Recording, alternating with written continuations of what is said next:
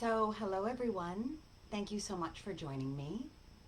The reason I decided to go live is because I wanted to reach more people, teach more people, preach to more people than I could possibly have the ability to do um, one-on-one. So, thank you so much for showing up today. This is my first Facebook Live. I'm going to be here every Monday in this Mind Body Monday series, and hopefully be able to enlighten you with some information that you can help to reduce your own pain. So the first thing I'm going to talk about is kind of an overview of the fact that everything we think actually does affect our body. So when you think of that, I want you to imagine that everything you think about the world around you, everything you think about your society, about your family, about your intimate and not so intimate relationships, and about your body itself actually trickles down to be a message from your body to you. So I'm going to start before we get to the feet with three major points that I want to talk about today. The first one is to stop disconnecting parts of yourself from your body as a whole. And what I mean by that is stop referring to your body as it or this. This knee is such a pain in the butt, or my body, I just can't stand it. I know that we have a tendency to do that as a way to distance ourselves from our pain, but actually what it does is it fragments us and keeps us from being able to be whole. And to heal, we have to be whole. So think about the words you use in your mind and to others when you talk about parts of your body, and make sure the words you're using are holding. They're bringing you together, all the bits of you, even the ones that don't feel so good right now. The second point I want to make is to stop using what I'd like to call warring words. Our society really promotes this by saying, it's a fight against cancer, or they're a blah survivor. And the reality is if we look at any part of our body with hatred, with loathing, with fear, again, we are separating ourselves from the same part of the body that really, really needs our love. So stop saying to yourself or to anyone, this is killing me, or I hate this, because these are powerful, powerful words. And we have to remember that words have the ability to heal and they have the ability to harm. So we really have to watch what it is we're saying about our body, about our condition, about our pain. Which leads me to the third thing I want to talk about today, which is stop, and this is going to be the hardest one, I know, because it was for me. Stop complaining. Stop complaining about what you're going through to yourself and to others. When I was very sick, disabled with my autoimmune condition, one of the healthiest things I did for myself was to ask people to stop asking me how I was. Because I realized that I couldn't lie to them. I couldn't pretend that I was doing better than I was, that I felt better than I was. But the reality is I just kept communicating over and over again about something that I didn't want. It's almost like you find something in your home that you hate and you must introduce it to everyone you know. Look at this horrible thing, I hate it, let me tell you all about it. And that's what we end up doing when we ruminate about how bad we're off, how badly we feel, how horrible it is, how unfair it is. And this comes back to kind of the art of manifestation. We want to manifest our healing through what we want to have, not what we have.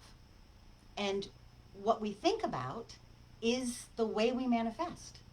So think about it. If you're hurting really badly and all you do is talk about how bad it is in essence almost like a lint trap for pain. We just keep accumulating more and more suffering with our thoughts and our words. So I want you to think about what it is you want from your body, from a particular part of your body, from your whole body, from the dis-ease that is bothering you. And start having hope and making plans on what it is you'd like to see, how it is you'd like to feel, not how badly you feel today. And again, I know this is the hardest one, but it really is the best thing we can do towards taking us to where we want to go versus keeping us where we are. So, with that, let's talk about the feet.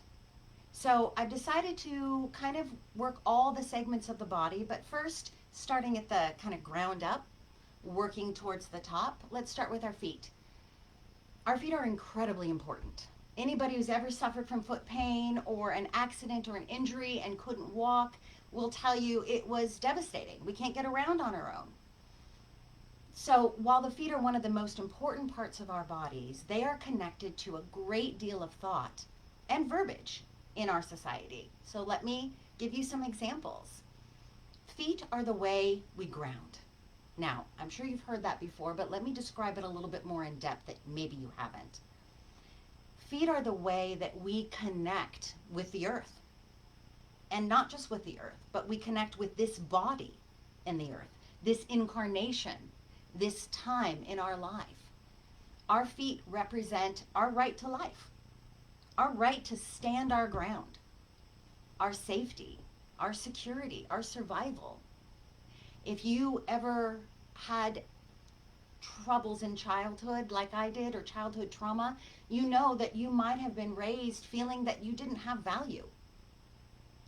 Being raised like that makes us ungrounded.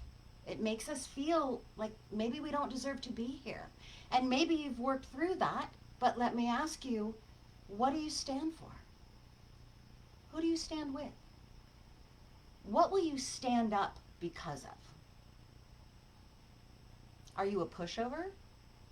Can you stand your ground? All these phrases actually relate to pain or lack of in our feet.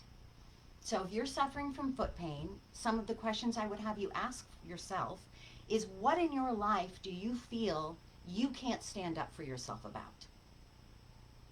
What do you feel you can't stand for? What do you feel you can't change? What do you feel is pushing you off your feet, keeping you from being able to be solid, secure, stable, and connected? Is it a boss? Is it a job? Is it a relationship? Really try to connect yourself into the earth as often as you can, whether you suffer from foot pain or not. This tool will help you be more embodied. And as we talked about earlier, if we're not in our body, we can't heal our body. If we're talking badly about our body, we can't make our body feel better. So one of the best tools that I think to use for grounding is a visualization or a meditation. And we'll do it now, just for the next 15 seconds. Close your eyes and imagine wherever your feet are, that they are the roots of the biggest tree you've ever seen, that redwood in the forest. And those roots are going deep down into the earth. Sometimes I like to imagine that they go all the way through the other side and hook on. So I am deeply grounded and rooted. Do this every morning before you get up and go about your day. And you will find that you feel more stable. You feel more secure, more grounded, less easily pushed over, and therefore more rightful in your stance. So think about all the words you use to describe how you stand up for yourself, how you stand for the world, how you stand in your life. And it will lead you to your thoughts about your feet. And make sure that whether it's about your feet or any part of your body, that you stop fighting with it. And instead you start sending it love. That you stop talking about how miserable it is and how bad you feel. And instead you start talking about how it's going to get better. You know it'll get better. You know it'll hurt less.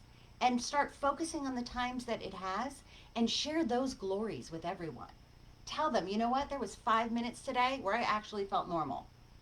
Or there was 15 minutes yesterday where I thought I had enough energy to get stuff done. Or my feet stopped aching. And I know it's just going to get better and better as the days go on. So that's what I wanted to share with you today in a basic overview. And now if anybody has any questions, I will scroll down to comments. Let's see who's joined us today.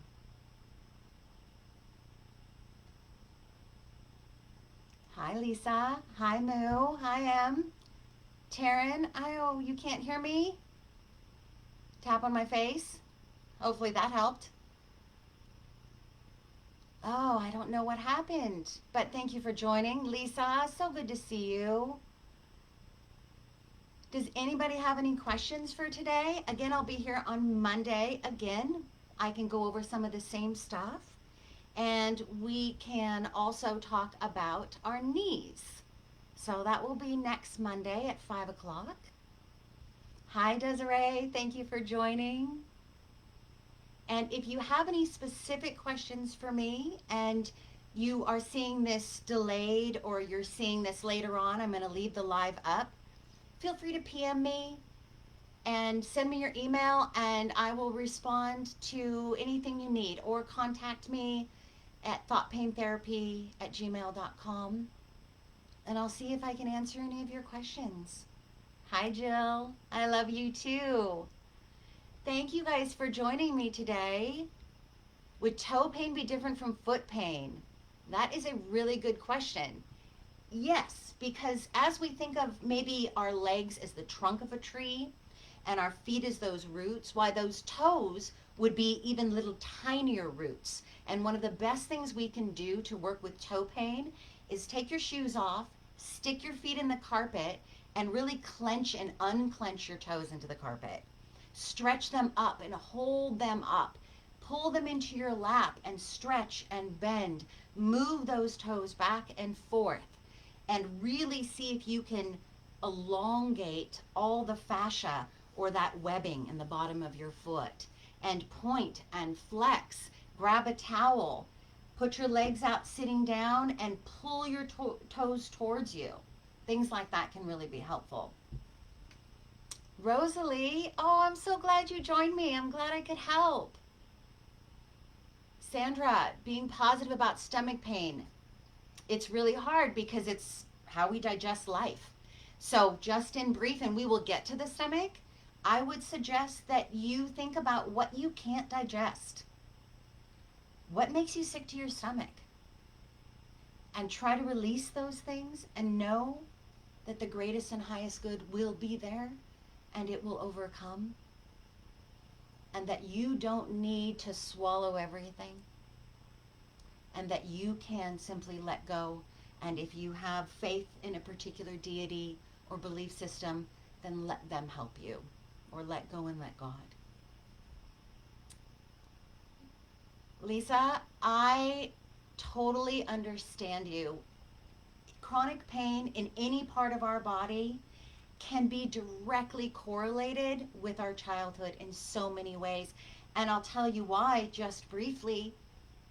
When we are raised in a traumatic childhood, we have a heightened automatic system that puts us in a fight, flight, freeze, or please so early on that as we grow, we become codependent, people pleasers. We are constantly, whether we know it or not, psychologically scanning the world around us and the people in our lives to see if there's anything we need to do.